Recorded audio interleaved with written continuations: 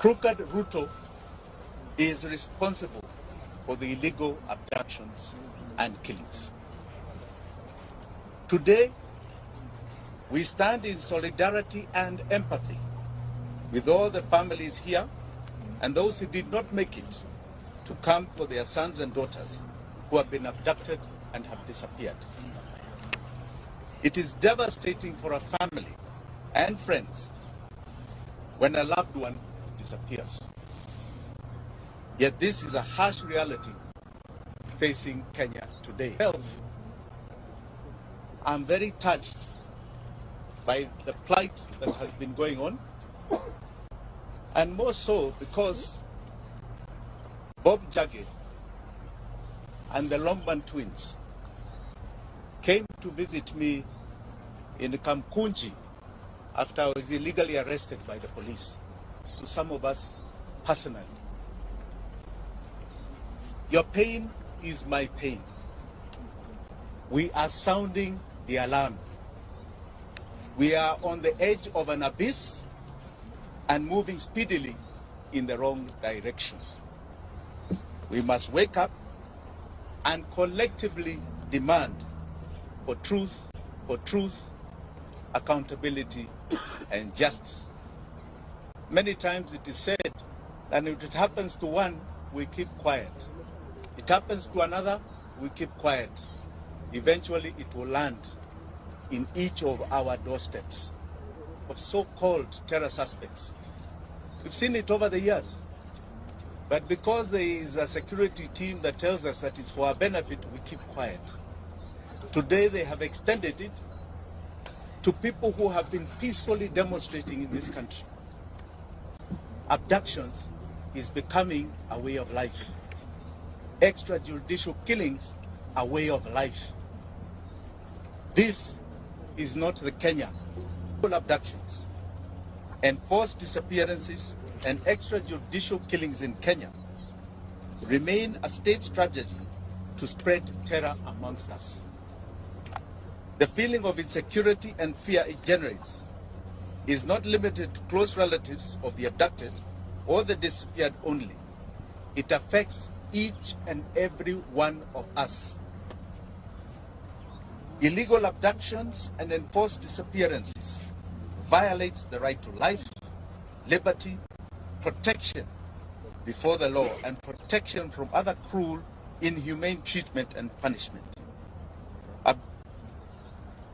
And victims and survivors, like we have here. We have a young man here who was abducted all the way to Maragua. He'll tell you his story. Abductions are a gross violation of the international law, including it is kidnapping people, kidnapping Kenyans.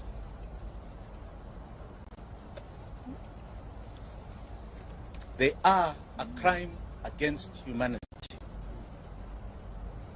Family and friends of people who have been abducted and disappeared experience slow mental anguish, not knowing whether their son or daughter, mother or father are still alive, not knowing whether he or she is being held or how they are being treated. Searching for the truth put whole families in great danger. There are some families we wanted to visit.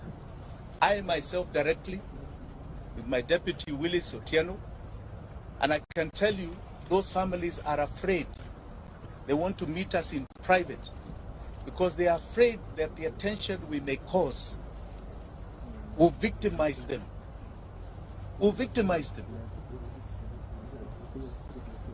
No order or instruction of any public authority, civilian, military, or other, may be invoked to justify a form of abduction, stroke kidnapping, to enforce disappearance. Any person receiving such an order,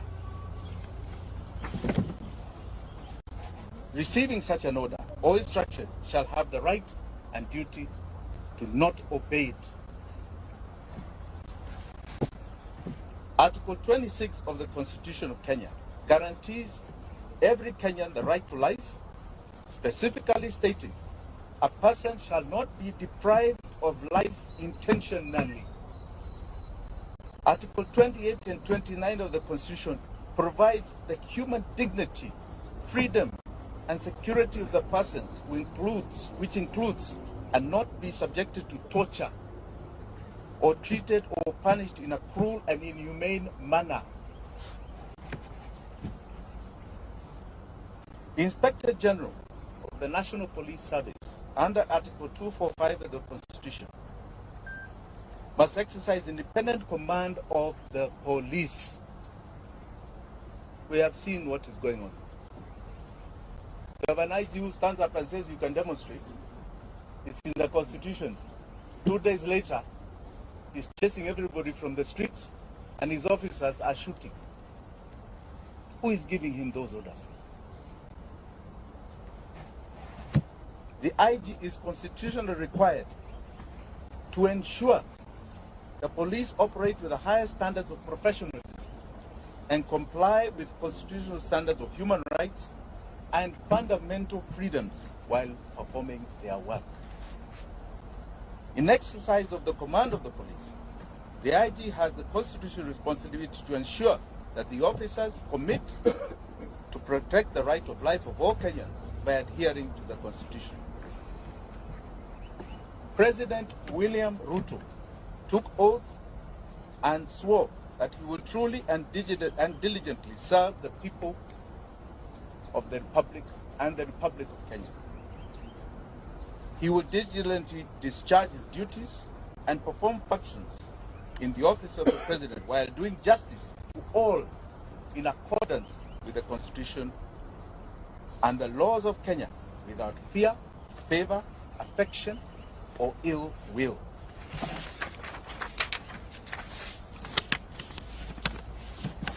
President Ruto, and I say crooked Ruto, the crooked man, took oath and swore to faithfully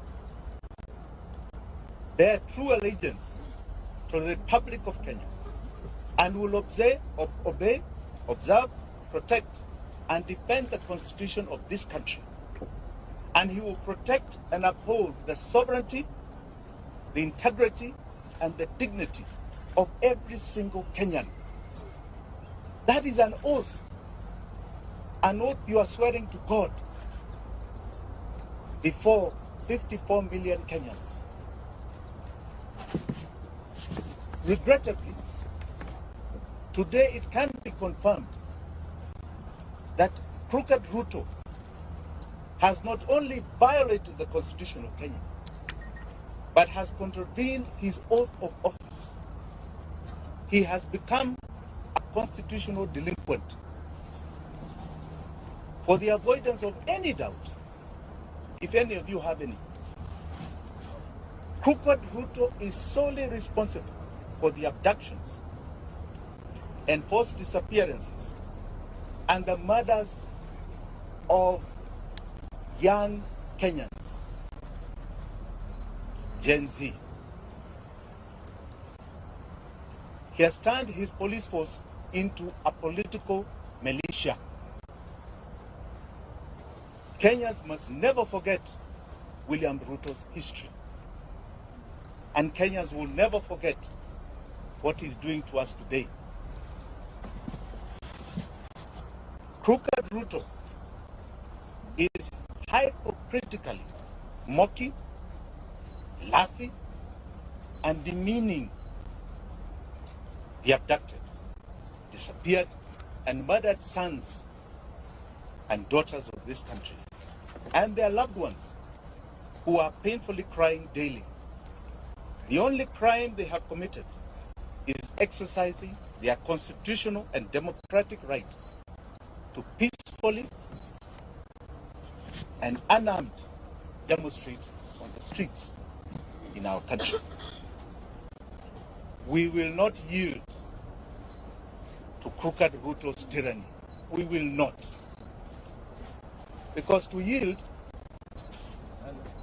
is to advertise to all those that have fought for the democracy that we have today, starting from 1920, we are telling them that we have succumbed to the will of tyranny. William Ruto will not take us there. He is no different. When you look at that man, read the history of people like Pol Pot of Vietnam, Adolf Hitler. Read the history of Amin Dada, who was just next door to us, Umar Bashir, who created atrocities in Sudan. He is no different. It's not a man to glorify. That is a man to feel shame that he represents this great country called Kenya in any position. Finally, I wish to assure the abducted, the disappeared, and their families here and home, you shall never be forgotten by Kenyans. Ruto may forget, may ignore, but we will never forget. You are the true freedom fighters of our time. You are the heroes and heroines of this country. Forgetting you is rejecting our own identity. Forgetting you is to renounce the meaning of our life. Forgetting you means that we do not even love our own families.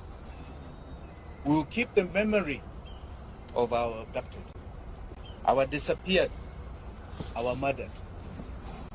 Forgetting them is allowing crooked Ruto to achieve his goal of erasing our loved ones from this earth.